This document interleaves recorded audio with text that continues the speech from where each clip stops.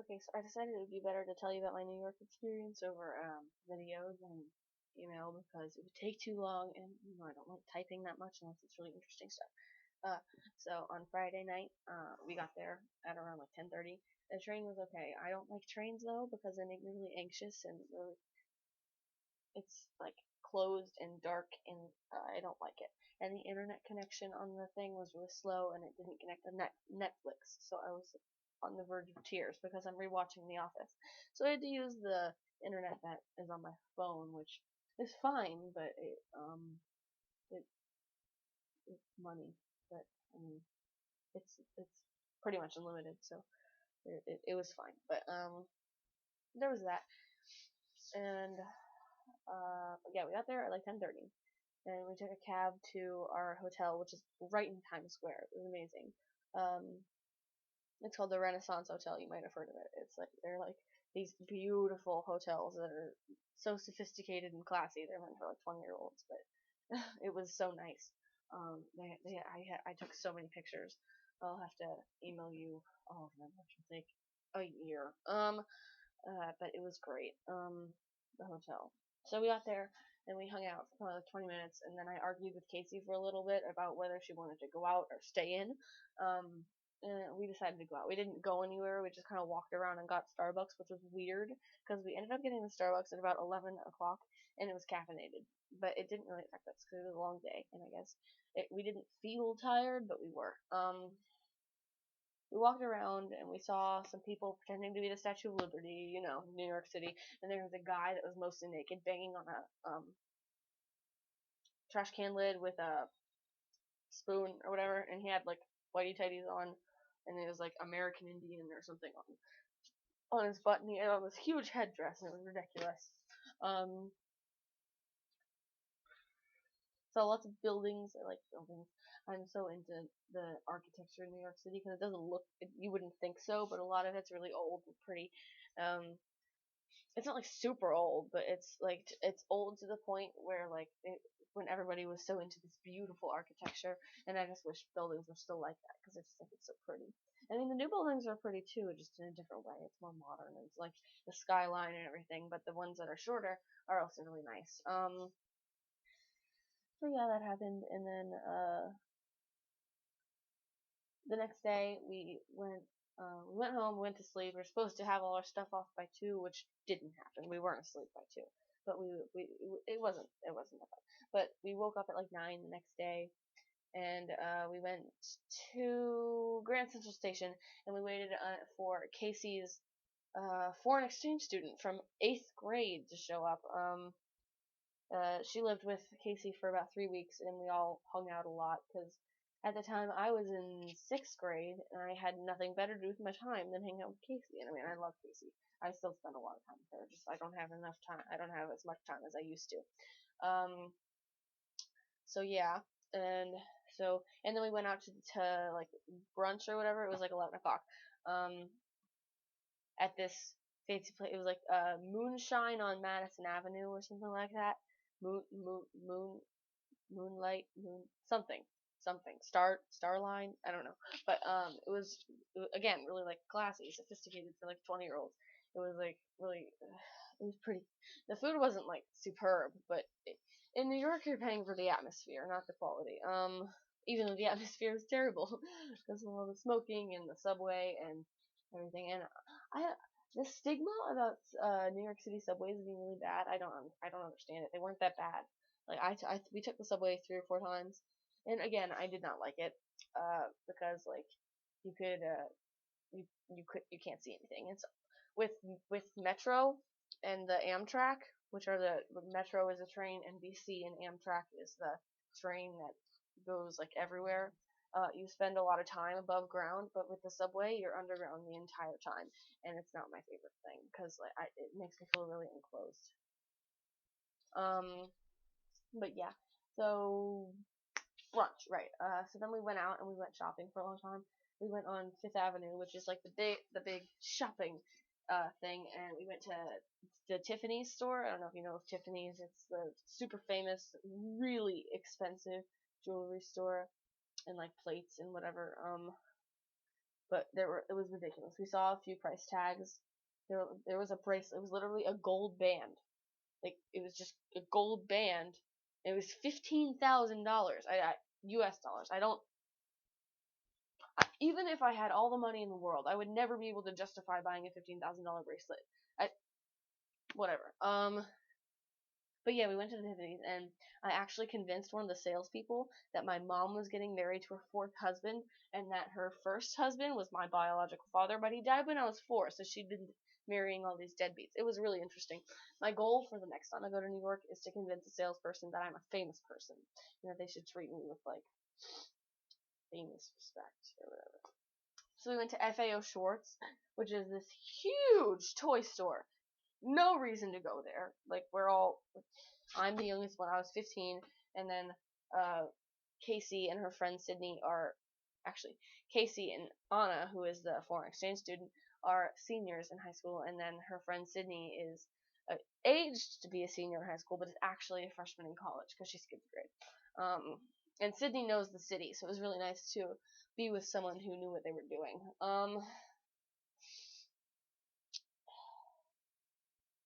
But yeah, we went to FAO Schwarz, and they had this, like, this guy that was in, like, an Iron Man suit, and I went up to him, and I gave him a high five, and I was like, "Thank you for your work, Tony Stark," and he laughed. It was funny.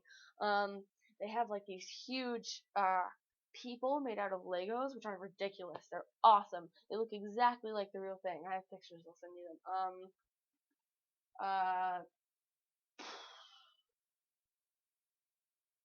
And we went to the Apple store, which is crazy. It was, like, underground. It's like, you see this apple suspended inside this glass box that's above ground, and then you go in, and there's, like, the spiral staircase that goes underground, underneath this, like, plateau that has staircase going down on all 4 sides. And you go down in underground to go into the Apple store, and we just, like, messed around with all the computers, and, like, I made some TV references on, like, messaging and on Facebook statuses, because people always stay logged in, and, like, it was a lot of fun. We took a lot of pictures, and, you know, what you do in an Apple store. An Apple store, you probably know what an Apple store is, but if you don't, it's like the iPad, iPod, those people. I don't know the limit of your American culture knowledge, and I don't even know if Apple is, like, an American culture thing. And then we had tea at the plaza, which is, like, this thing that rich people do. High tea, you know. All I know is that it cost over $250, and I could have eaten all of it by myself. And there were 5 of us. It was really expensive, and the guy that was our waiter was kind of rude, but I guess that's like good in New York or whatever. Like, the ruder the person, the better the person. I don't know. I'm gonna be on a TV show because I walked behind a TV show where Michael J. Fox was filming. I have no idea if you know who Michael J. Fox is, but look him up. Michael J. Fox with 2 X's, I think. And yeah, I went to the NBC store, which is where they have all the psych stuff. But because I already own most of the psych stuff that they have in that store, I got a T-shirt from The Office and 2 from Doctor Who. I don't know why they have Doctor Who stuff at the NBC store. Like, they're not even affiliated. But yeah. And then we went.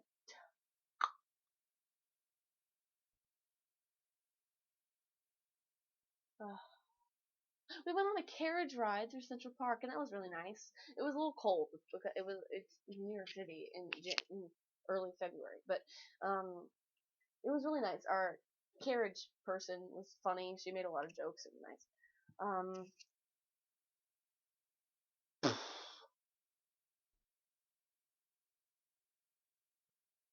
I went into the Forever 21 and felt really inadequate because I didn't like any of the stuff.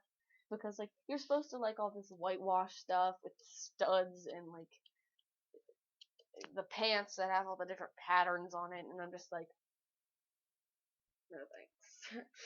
So I always feel really inadequate in the perfect one because I like some of their stuff. They've got some cute sweaters and whatnot. And I almost bought a shirt, but it was the plainest shirt in the whole store. It was just like blue and white stripes, and I already have like 4 shirts that have blue and white stripes. But anyway, I digress.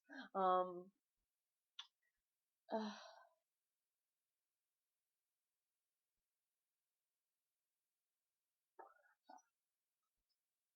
then we went back to the hotel for a while, and I watched The Office. And then what happened? Oh yeah, we went to go see Chicago, which is a show about these women in jail. It was good. It wasn't the best show I've ever seen, but it was good. The dancing was good and the acting was good. I mean, not the dancing, the singing was good and the acting was good, but the dancing had something to live up to. A lot of understudies were playing the parts because people were in hospitals and whatnot. No one reason, just a whole bunch of people were damaged at some way. But Sydney, the girl who knew the city and Casey's friend, uh, her ballet teacher is actually one of the dancers in the show. So after the show was over, we got to go backstage and go on the Broadway stage, and it was the coolest thing that's ever happened to me. And I had front row seats to Taylor Swift concert, which was really awesome back in 8th grade. No, 7th grade. Further knowledge. But it was so cool. It made me want to be on TV and be on Broadway, but I mean, I'm not talented enough for that. Oh, and then we went to this thing called Ellen's Stardust Diner, and it's like a diner, right? Okay, it's a diner, but all the waiters and waitresses they sing, and like it's like karaoke, but they like go in a set rotation, and they all the waiters are Broadway rejects. So it's really happy and really depressing at the same time. Because like you see these people and they so don't want to be singing waiters at this bar. They want to be on Broadway, but they aren't. It was you could really tell how pissed some of them were that they were like 40 years old trying to make it on Broadway for like 20 years and they were still singing at a diner on Broadway Street. Like it coming from a performer's view, I sympathized so bad. So I gave they had this thing. It's like a singers fund or whatever, where they all pay for because their goal with the whole thing is to go to Broadway. Like it's not hidden or anything. Bosses know all of them are gonna try their damnedest to get on the Broadway stage, and uh, some of them do. Last year, 12 of them all ended up on Broadway, which is superb. Like, great.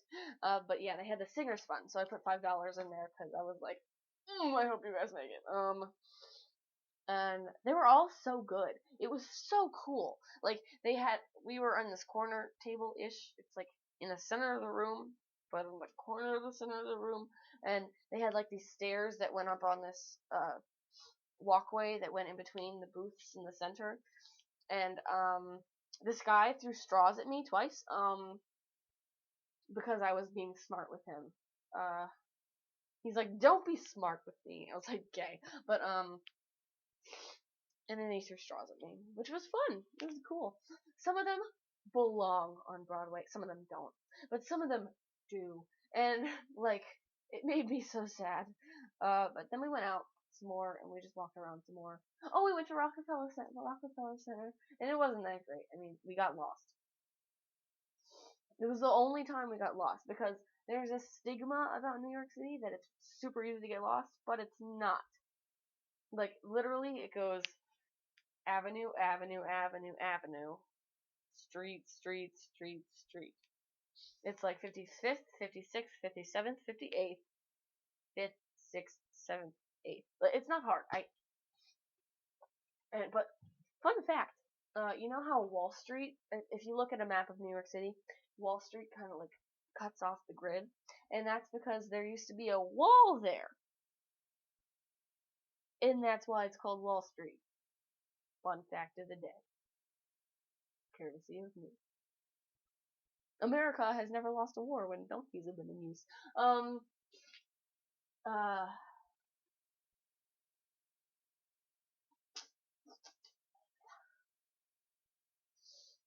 I think that was all the interesting parts. Um,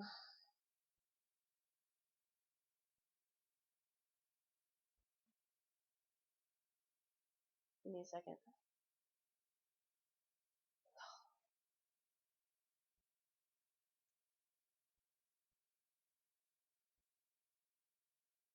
The room, the internet was like $16 a day. We didn't get any internet in our room, which was pure strangulation. Um, because like the internet is my home. That's why I didn't email you at all. I would have.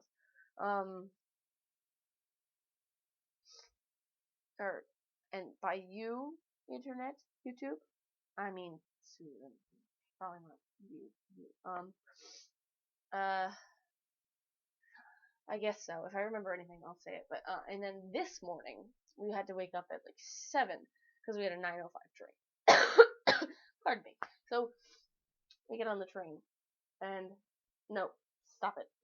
We get in the cab and we go to Penn Station, which is where our train was. And our train's been delayed because there was a power failure at Sunnyside Yard, which is where all the trains are. And they couldn't get any of the trains out.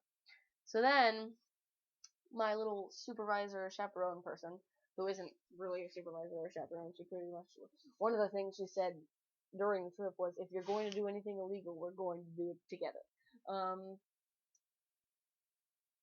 But yeah, so, oh yeah, so then she was like freaking out, and there was a 10:05 train, and I was like, let's just wait, take the 10:05 train, and then she was like, but she was like, but if it's delayed, then we could be stuck here for like hours, and I had to work today from like 2 to 9 because it's Super Bowl Sunday. Ha! I care deeply. And But the funny thing is, like after 6 o'clock, no one came in because the game was starting. No one wants to be out there in the middle of the game, and it's still going on. I think I don't know. I don't care. I would care if my team was there, but I don't care about the Ravens. They're my state, but I don't care. Tough nubs. So yeah, then we had to get on a bus at like 10, and so we were on the bus from 10 to like 2:30. And remind you, I was supposed to work at 2. So I had to call my boss and be like, "Yo, I'm on a bus." And then so we get to Union Station, which is the one in DC, and of course DC is like an entire hour from my house. So we take